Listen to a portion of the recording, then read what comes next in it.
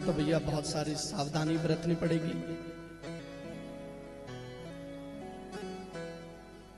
ब्रजवासियों ने कहा ऐसे बैकुंठ का क्या करना जहां कोई एक दूसरे से बात भी नहीं कर सकता, एक दूसरों की भावनाओं को भी नहीं समझ सकता। भैया कन्हैया हमें तो अपना ब्रजमंडल ही बुला ले। और जैसे ही ये ध्यान किया सारे ब्रजवासियों ने वापस फिर से ब्रह्मकुंड में आ गए, बाहर आ गए। भगवान सामने खड़े हैं। क्यों ब्रजवासी घूमे आए बैकुंठ? अरे बोला घूम तो आए, लेकिन एक बात बताएं कन्हैया, जो आनंद अपना इस ब्रज में है ना वो तेरे बैकुंठ में नहीं है। क्यों? स्वागत सत्कार नहीं हुआ? अरे लेकिन स्वागत सत्कार तो हुआ है, लेकिन वहां मर्यादा है। और हमें आदत है कि जब तक दो चार गाली ना दे दे तुझे तब तक तो अपना भोजन भी हजम नहीं होता है। और वहां तो तेरे से मिल भी नहीं सकते। भगवान ने कहा अच्छा लगा कि नहीं? बोला नहीं अच्छा तो लगा है, लेकिन वो आनंद वहां नहीं है जो अपने वृंदावन में है।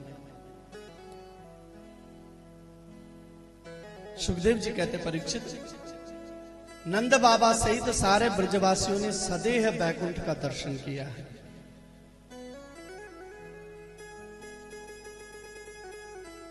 अब सारे ब्रजवासी आनंद के साथ में कन्हैया के साथ में रहते हैं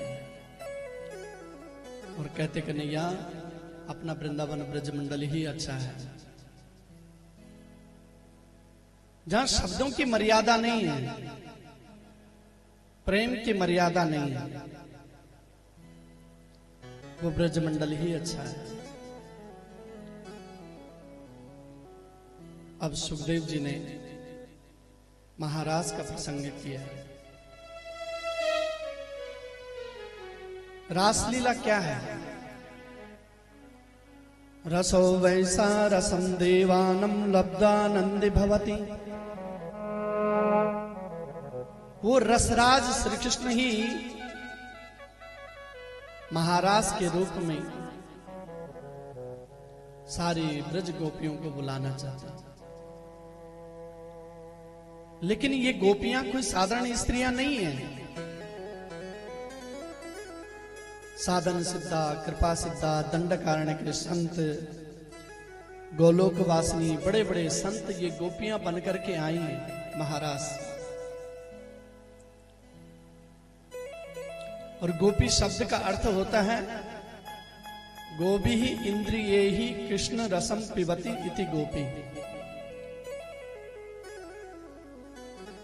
जो व्यक्ति, जो प्राणी प्रत्येक अपनी इंद्रियों से एकमात्र कृष्ण रस का ही पान करे, वो प्रत्येक जीव ही गोपी है। गोपी कोई साधारण स्त्रियां नहीं है, या स्त्रियां ही मात्र नहीं है गोपियां। आंख कन्हैया की माधुर मूर्ति का दर्शन करें, कान कन्हैया के मुरली का रसास्वादन करें, जिह्वा कन्हैया के गुण गुणों का रसास्वादन करें। जिस जीव की प्रत्येक इंद्रियां एकमात्र कृष्ण रस का पान करती हो, वो प्रत्येक जीवधारी गोपी है। भगवान पिता रात्रो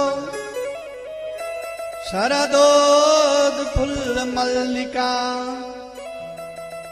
विचरन्तु मनश्चक्रे योग माया मुपाश्रिता। भगवान की बंसी 2 बार बजी।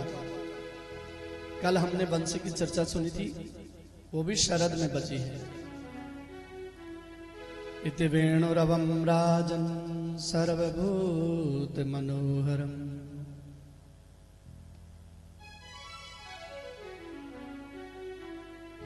कल जो हमने बंसी की चर्चा सुनी थी, पहले जो शरद में बंसी बजी है ना,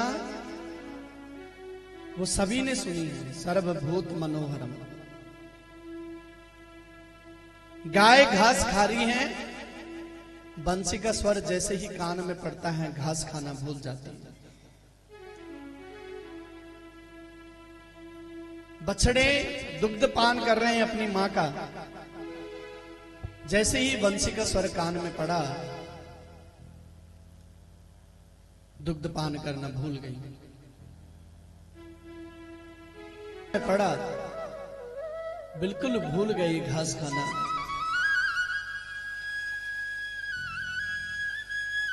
पक्षियां कलरव कर रहे हैं और बंसी का स्वर जैसे ही कान में पड़ता है अर्ध निमीलित नैनों से निरंतर नारायण की झांकी को, बंसी के तान को सुनते हैं।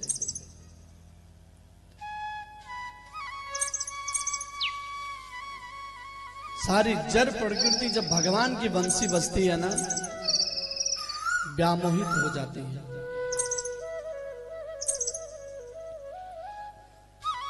भगवान पिता रात्रो शरदोद फुल्ल मल्लिका विक्षरन्तु मनश्चक्रे योग माया उपासिता। बंसी का स्वर कान में पड़ते ही सारा भान भूल जाते हैं। निशम्न गीतम तदनंग वर्धनम भजश्रिया कृष्ण गृहीत मानसम आजगमुरन्यो नमलक्षितो धमा सयत्र कांतो जबलो कुंडला। लेकिन आज जब भगवान ने बंसी बजाई ना, तो वो सिर्फ उन्हीं गोपियों को ही सुनाई दी जिनको भगवान महाराज में बुलाना चाहते हैं।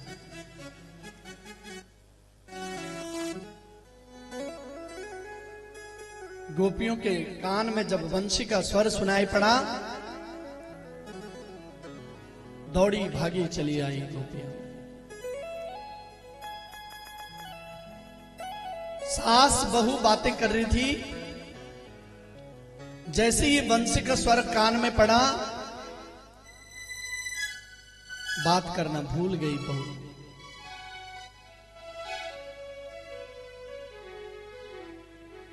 एक गोपी गौदोहन कर रही थी,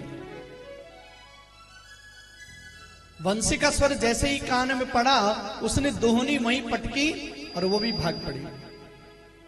सुखदेव जी कहते हैं काशित कृष्णातिकम ययो।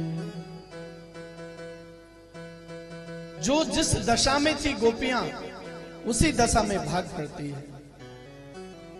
एक गोपी अपनी आंखों में अंजल लगा रही थी, जैसे ही बंसी का स्वर कान में पड़ा वो एक आंख में ही अंजल लगाया, दूसरा आंख बिना लगा ही भाग पड़ी।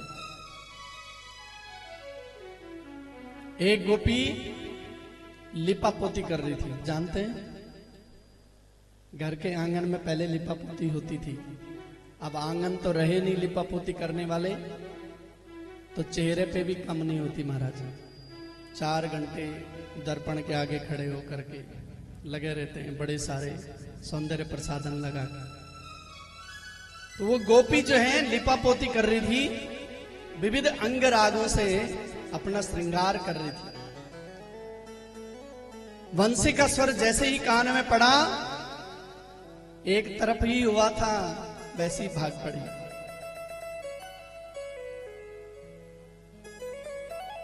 लिम्पंतम प्रमजंतो या अंजंत का शलोचने वस्तस्त वस्त्रावरणा काशित कृष्णातिकम ययो। जो जिस दशा में थी गोपियां दौड़ी भागी चली भगवान के पास।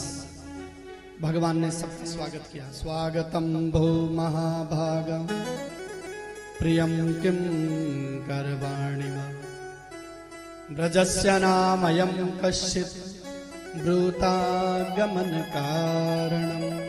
स्वागतम सुस्वागतम, आइए आइए, आपका स्वागत है।